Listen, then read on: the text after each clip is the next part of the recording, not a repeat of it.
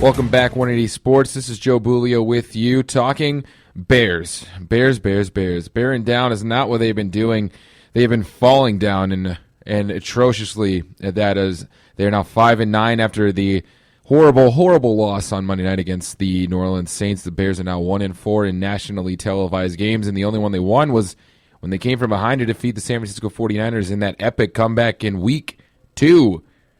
Week 2, that's right. Yeah, it's been that long before the Bears looked good and decent. Now there's the reports coming out after this game when Mark Trestman came to his press conference right after the awkward Jay Cutler 3-question, I'm going to go now because I'm not waiting for the media. Mark Trestman came on, and for the first time in his career as a Bears head coach, he showed emotion at the podium, which is something Bears fans and analysts alike have been waiting for from Mark Trestman, and it came at the wrong time. It came at the time when it was already too late for him. He knew his fate after that game. That's why he was so emotional. He was almost brought to tears talking about the game and how disappointing it was and how disappointing their game plan was and what they were talking about. And it's sad to see. It's sad to see they didn't show this earlier. If he showed this kind of fire, this kind of emotion earlier in the season, earlier in his stint as Chicago Bears head coach, he might still have the title Chicago Bears head coach. Now he's going to have that title for another 2 days, or at least for another half an hour. There's no official firing or anything of that nature. He will be having, as of this recording, a press conference in about 12:30 Central Time. It's almost noon here now, so it'll be coming up after this is released or put up. You'll find out his words and Mark Trestman in his own words, but I can't imagine it's going to be anything different than what we saw on Monday, and it's going to be him talking about his future of the Bears and a lot of preparing for the next 2 games. There's still 2 games to play, not talking about his fate, because that's now behind closed doors because the Bears have decided not to release information anymore and leak everything that's in behind closed doors. There's such a debacle now and a divide between players and coaches that it has to just be a fire sale at this point. The head coach, right now you have to go from top to bottom and evaluate from front office all the way down to the coaching staff because nothing has worked in the past couple of years. And the Bears did have a top offense, but their defense is still atrocious, and it's a work in progress, and it will be for a couple of years. So how do you go about fixing that?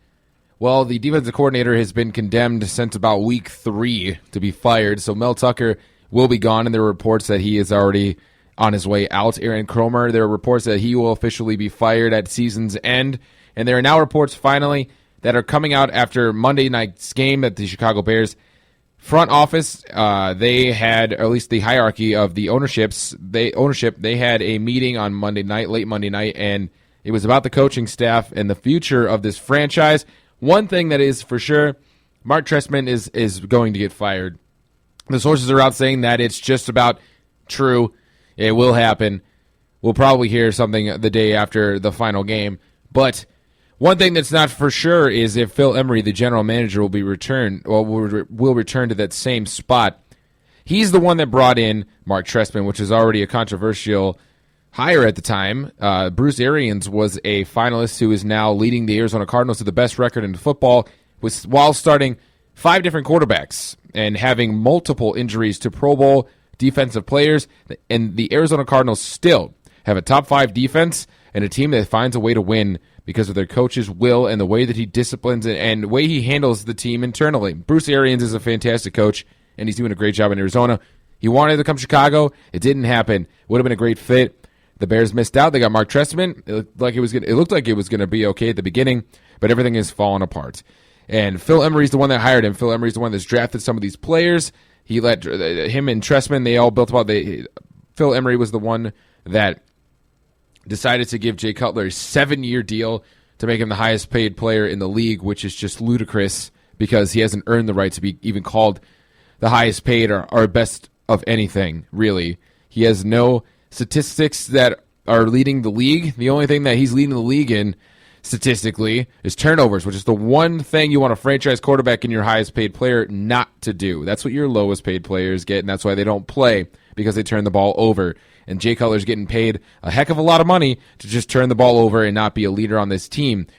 He said, apparently, there are some reports out that Cutler said that he would be willing and accepting of a trade. There are some teams interested. such as the likes of rumors of the Washington Redskins and teams like Tampa Bay, who is in need of a quarterback. Tennessee is a team that might need a quarterback that could be looking for a trade. The Jets, depending on who their head coach is going to be, if Rex Ryan does get fired.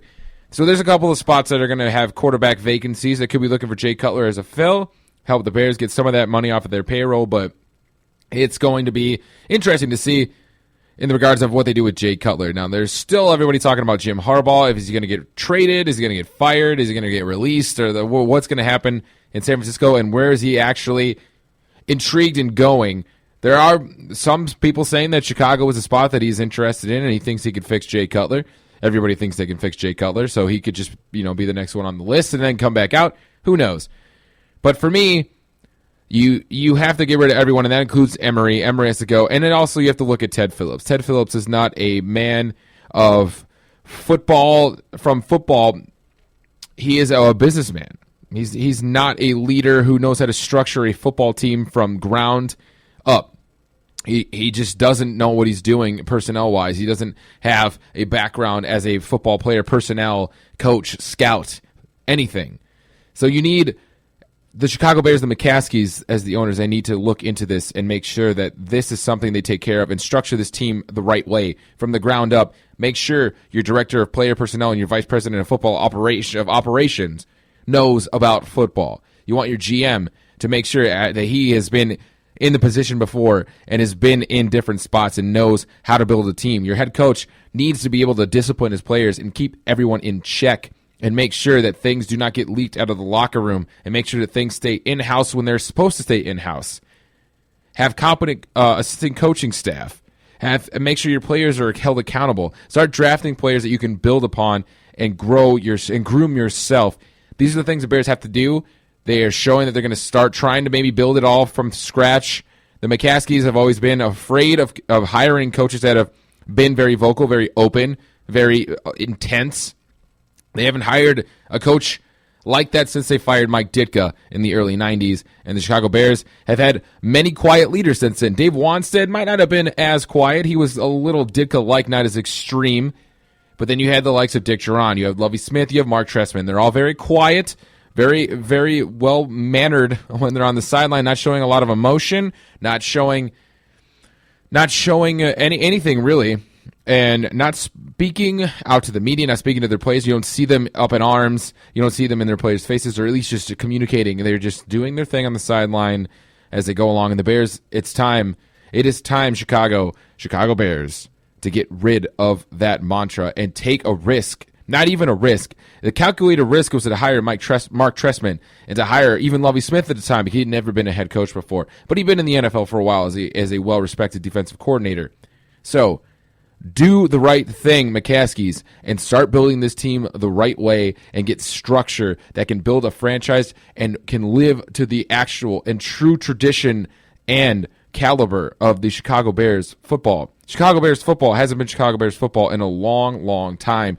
The tradition, the legends, the players that have come before, and the aura that is Chicago greatness is not there as it was in the late 80s. It has fizzled into the 90s, showed flickers in the mid-2000s, but has never gained any prowess, and it's definitely not there today. So that is something that definitely has to change, and hopefully starting today, the Chicago fans and Chicago media, everyone in Chicago that is watching the Bears or interested in the Bears will have some insight as to how they'll perform and what they're going to do because they still have 2 more games, and one of them is against a division rival that could just absolutely embarrass them even worse than we thought they could get embarrassed before. If you thought New Orleans game was bad, Detroit's coming to town trying to win a division, trying to win a number 2 spot in the NFC. They're going to make sure they bury Chicago.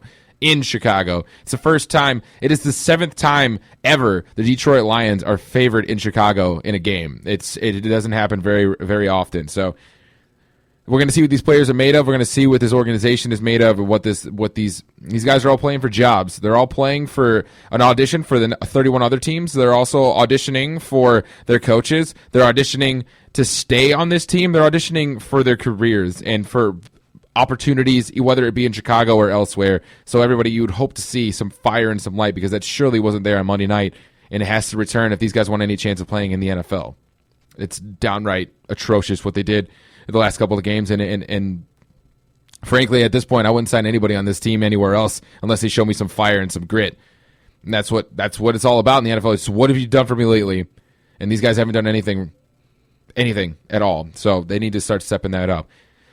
So on the bright side of this, the Chicago sports nation gets to look forward to some baseball. It's only, I believe, 65 days or so till spring training with warm weather on the way and some very, very happy signings as the Cubs and Sox both been crazy. I'm going to talk more White Sox right now because for me, myself, I'm a White Sox fan. I do pay attention to the Cubs, and I have nothing against the Cubs. They're just on the other side of town. The Melky Cabrera signing for the White Sox has been great. His OPS has been phenomenal. His on-base percentage is about 30 or 40 points higher than anybody in the second batting spot the White Sox had last season. His career on-base percentage is almost 60 points higher than anybody. So it's a great fill. He's going to be a good left fielder. Diane Viciedo could be odd man out. Rick Hahn talked about it a little bit earlier today on 670 The Score. Well, first with Viciedo, there's certainly a role for him on this club. Everything that we've said about him over the last few months or years in terms of his youth and his special power still is true today, even after the acquisition of Melky. The fact is that the amount of ABs on this club have probably been cut into for Viciedo. And as a result, we have an obligation to listen to clubs that may see a larger role for them. As far as Viciedo, though, he is a player that still has room to improve and can become a better guy, a better all around outfielder. But the Sox are giving him as much as they can and a lot of at-bats to be able to prove that he's something, and he hasn't really been able to do it. Can he do it elsewhere? I think he can. If he gets somewhere where he could just be the straight starter in left field every single day, or even third base where he's played some as well, he could have that chance. As far as the White Sox, they've already started their pitch for Jeff Samardzija, showed him around the place. They introduced him, Melky Cabrera, and David Robertson. They're three big acquisitions over the offseason so far, at least from the winter meetings and a little bit afterwards with Melky Cabrera. And fixing the bullpen has been great. They've got Zach Duke, now David Robertson. They even traded over for Dan Jennings from Miami, who's a work in progress. But Don Cooper is one of the best pitching coaches in all of baseball, and he's proven that he really can develop young pitchers and is very good at helping these guys out. Maybe just tweaking some mechanics. He is a good developer of young talent. So I think Coop can do something with him, and they're definitely going to have a role for him. You also have somebody like Nate Jones coming back in the middle of the season off of some injuries. He was coming back, and he had Tommy John surgery after trying to recover from a shoulder injury. So he has been on the DL for a while, but when he comes back, if he's healthy, that's another added arm to the middle of your bullpen for middle relief. You could have Carlos Rodon, the rookie from last season, coming up for the first time. He has not been in the major leagues yet. He moved to AAA very quickly. Are they going to do the Chris Sale thing and start him out in the bullpen first and then slowly move him to the rotation? Most likely. I see the White Sox probably doing that, and he could come up and be a middle relief guy to start and then be that fifth starter. Could be the fourth starter. Now, one move that could be interesting is John Danks. John Danks is the only bad contract the White Sox have on their roster. Rick Hahn has done a great job of making moves over the past couple of years to get this team financially in order. They got rid of Jake Peavy, who had a bigger deal on their books, and that helped them get Avisail Garcia. They traded Alex Rios to be able to make up some room. He had a really big contract, sent him down to Texas, opened up some cap space. That led to later on where they were able to sign Adam Eaton, trade for him, get him over here, and he's been great. He was one of the best leadoff hitters last season. So Rick Hahn has done a great job of piecing together this team for the future. So when we entered this offseason, it was more about continuing our focus on getting us in a spot where we can contend on an annual basis, but the guys sort of accelerated the timetable to an extent in what they were able to accomplish that first year and playing together and gave us the belief that with the right additions that we could contend in 2015. And getting this team ready and making sure that not only just to win now with the new acquisitions, but there's still room to get some of these prospects up. They because of our record before, we had the third pick and got Carlos Rodon from North Carolina State, and he comes up. This kid comes up fast. He comes up, and he could be your guy. As I was saying before, John Danks has the only big bad contract. That's the only reason the White Sox haven't had a chance to trade him. There was talks of trading John Danks to try and get that contract off the books, but it was people are afraid of his injury. He hurt his elbow, And, after that, he wasn't the same. But he's come back, and he showed last year that he has shown flashes of being the John Danks before he was injured, the man that did earn that big contract. He still has about $18 million on his contract for this season, I believe. It's a